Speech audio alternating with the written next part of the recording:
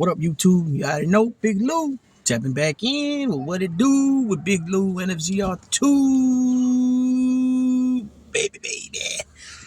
So as you can tell from that thumbnail, this was a fight that a lot of people been waiting for. It was gonna determine who is the undisputed at light heavyweight, the 175-pound division, between two Russian fighters, Arthur Beterbiev, who holds the WBC, WBO, and IBF titles, and he's 39 years old, against Dmtry Bivol, who is 33 years old, and he holds the WBA super belt.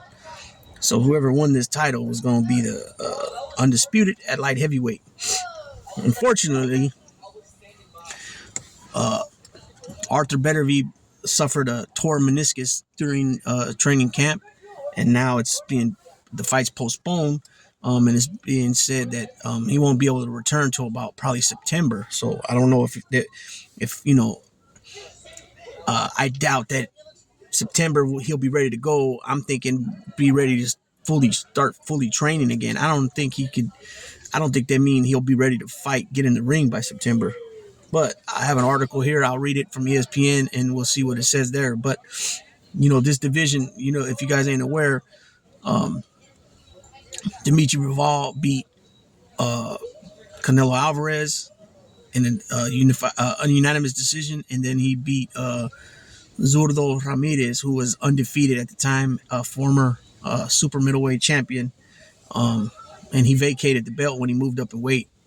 I believe he's never lost up until he fought Bivol, and Bivol was awarded as the WBA Fighter of the Year after winning those two big fights. And Zurdo Ramirez was like 44-0, 43-0 when he faced him, and he just outboxed him, made him, and just outworked him, outcrafted him, outboxed him, outworked him, just like he did against Canelo.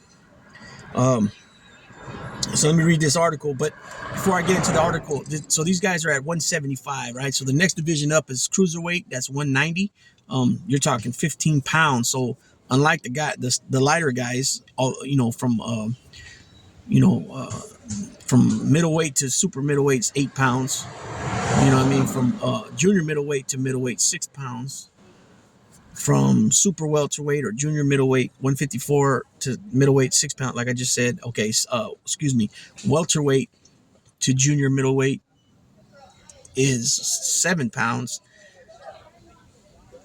Junior welterweight to welterweight is 7 pounds, and then it goes like 5-4 after that. So when you go step up from light heavyweight 175 to cruiserweight, it's 190, that's 15 pounds, and then heavyweight is anything over 190, really, pretty much. But then WBC started a new division called the Bridger weight, which I believe is 200 pounds, I think it is. And only the WBC has this division. I'm not sure what the status of the division is today, but a few years back, Nassim Rahman Jr. was in that division when he was supposed to fight Jake Paul. But then he found out that he couldn't cut the weight. He wasn't going to be able to cut the weight in time for that Jake Paul fight. And then he ended up stepping out. And I'm not sure if that's the one that Tommy Fury stepped in and fought him for. So here goes the article, ESPN, written by Mike Coppinger, titled Arthur Beterbiev injured, the title bout versus Dmtry Bivol postponed. Arthur Beterbiev suffered a ruptured meniscus in his undisputed light heavyweight championship fight with Bivol on June 1st in Saudi Arabia has been postponed. It was announced Friday.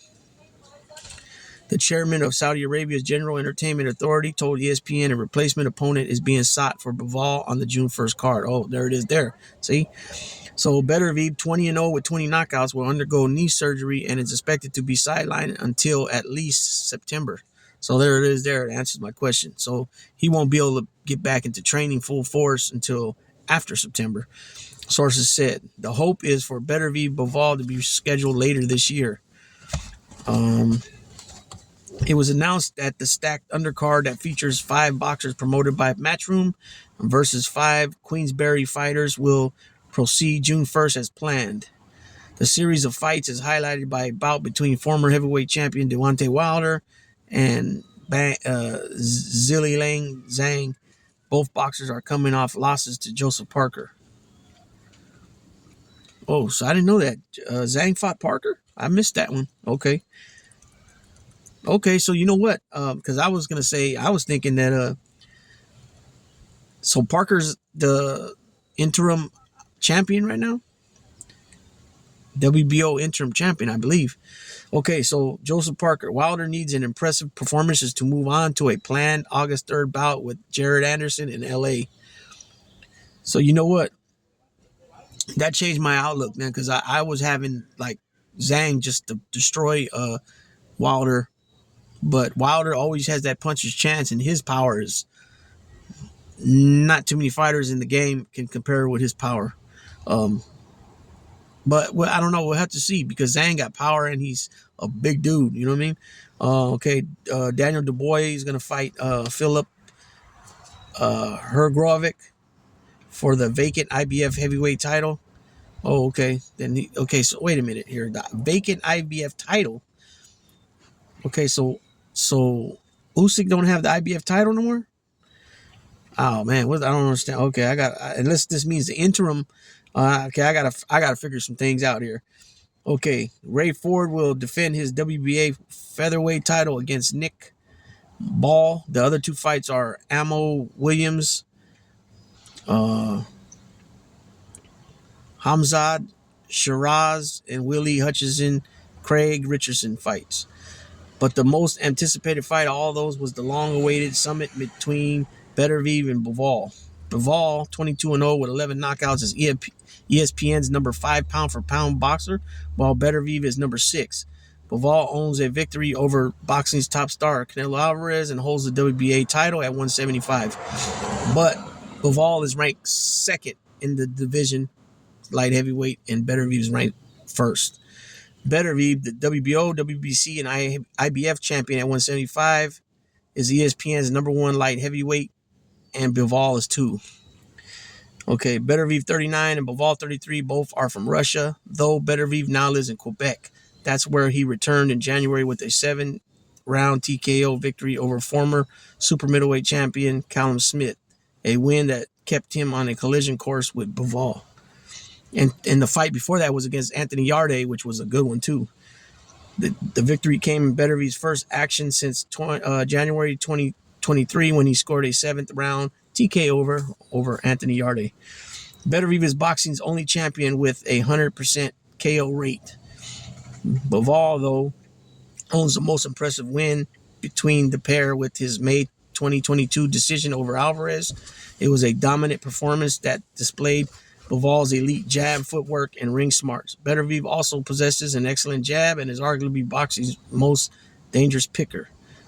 The matchup is among the most anticipated in the history of the light heavyweight division and presents a fascinating clash of styles. Beterbiev is a classical boxer. Bivol, is a classical boxer, and Beterbiev is a boxer puncher. Bivol's last fight came in December in Saudi Arabia, where he scored a shutout decision over Lyndon Arthur. Frank Warren's Queensberry Promotions confirmed the signing of former Undisputed junior welterweight champion Chantel Cameron on Friday. Okay, we don't got to get into that. So back to the Bivol Beterbiev. Like I said, I think Bivol, he's more of a classical boxer. He's got more his footwork, head movement, and he works his jab really well. And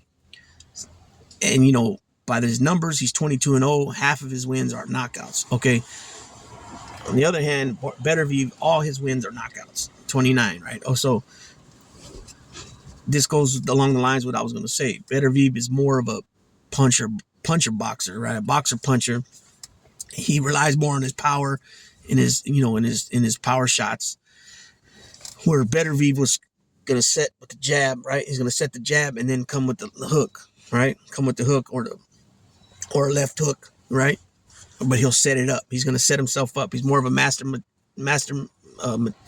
He's more of a master of setting it up with the boxing's craft, right? So I'm trying to get fancy with words, and I'm tired. And I'm tying myself up. Nah, but I'm looking in the rearview mirror at the same time. That's what screwed me up. But I'm trying to see if that dog, they're gonna come this way so I can put this window up. So, anyways, I I predict if they do when they do fight, that it's gonna be definitely a skill set. It's gonna be a classical skill set in my opinion. What I mean by that is that Beterbiev's going to do what Bivol's going to do what Bivol does. He's going to use his jab. He's going to work the jab.